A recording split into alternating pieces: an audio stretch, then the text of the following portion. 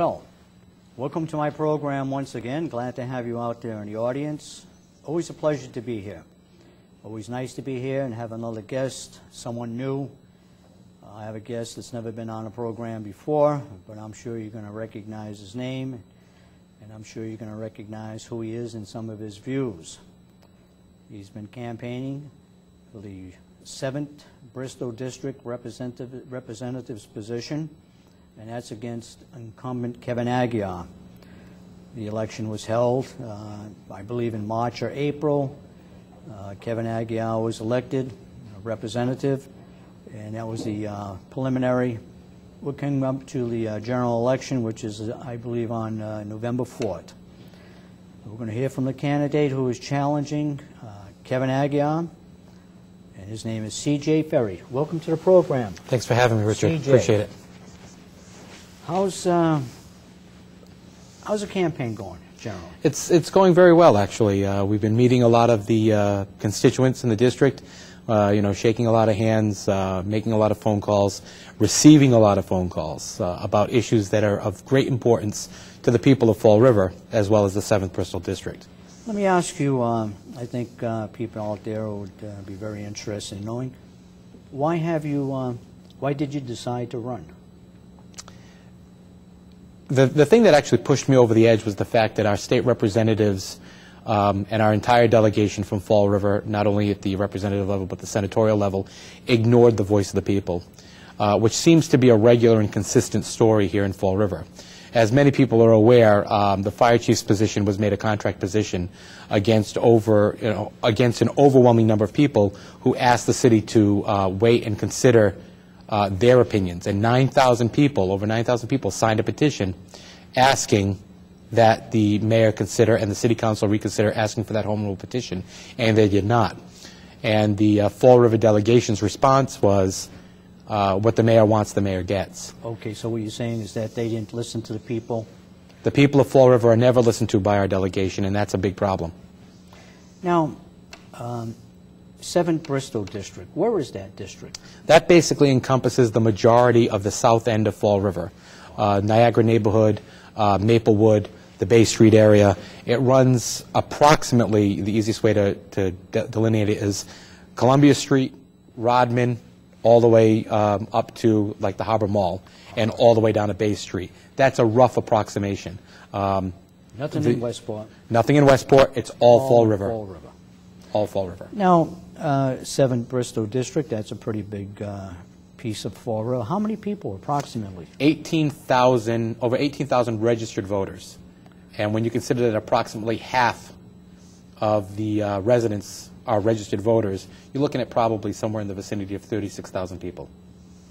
In the district? In the district. And about 18,000 registered to vote. 18,000 are registered to vote. Now, Kevin Aguiar, the incumbent, is a Democrat. Yes, he is. What is your party affiliation? I am a Republican. All right. Now, I know, a Republican in Fall River. In Fall River. No, there aren't. So, I mean, this is a big challenge in itself. Yes, it is. You might have the charisma, you might have the issues, but do you think you'll be able to overcome a Democrat? I'm hoping with our economy the way it is and with the situation that the Commonwealth especially is in, that people will see that our delegation up in Boston has just been a yes delegation. Yes, yes, yes, yes, yes. It's a tax and spend mentality. Or actually, it's more like a spend and then tax mentality. And we have to stop that. And the people need to be listened to. And to continually spend money that we don't have is unacceptable. Currently, the Massachusetts delegation, in an attempt to fill a $1 billion hole in its budget, met on September 18th with the governor and proposed raising the Massachusetts fuel tax, which they're going to hold off until after the election, surprise, surprise, to present it to the House and the Senate. Now that means while gas prices across the country are starting to go down, in Massachusetts we're going to raise them so we can fill a hole in our budget. Now I read the paper, I guess it was maybe yesterday or today. Apparently the governor, because of the economic condition of the state, is proposing to ask the federal government for a loan. Is that correct? That is correct. Currently, Massachusetts makes its payroll for several departments, such as the Massachusetts Turnpike Authority, the MBTA, and other very large departments in the Commonwealth. They make their payroll by taking out loans. Bonds. They sell bonds. They actually take out loans from the banks, right? And they have bond issues which are floated all the time. Currently, the commercial lending institutions are not lending money, not only to Massachusetts, but not to anyone. Yeah. This is an economic catastrophe we're in here in the United States. And as you heard this morning also, several other national banks and national companies across the world have turned around, lowered interest rates, and are trying to make more funds available within their governments. England came out, they did a bailout of their financial industry. So this is a very big financial catastrophe that not only affects the United States, but affects the entire world. And we in the Commonwealth need to take stock of our own financial situation and say, okay, we need to be responsible spenders. If you and I ran our homes or our businesses the way the Commonwealth runs this state, we'd be in foreclosure and in bankruptcy court. And that's where we stand today in the Commonwealth. Now, your position versus the incumbent, can you give us an idea of maybe some of the major differences, if there are any? Yes, I firmly believe that we need to make government smaller in Massachusetts.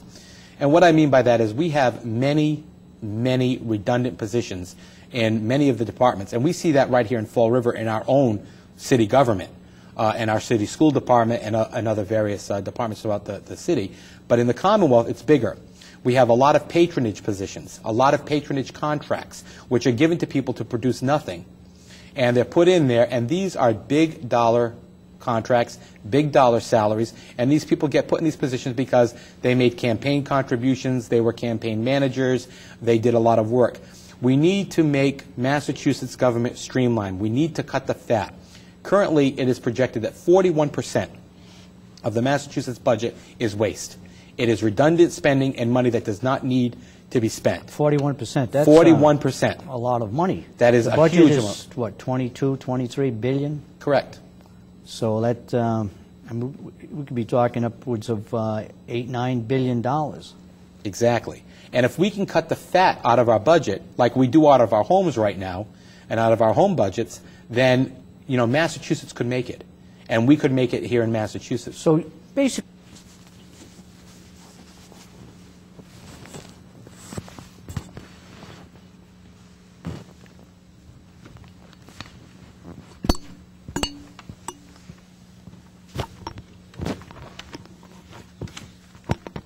Is it true that Chuck Gregory's taken over Gus Sunison's show?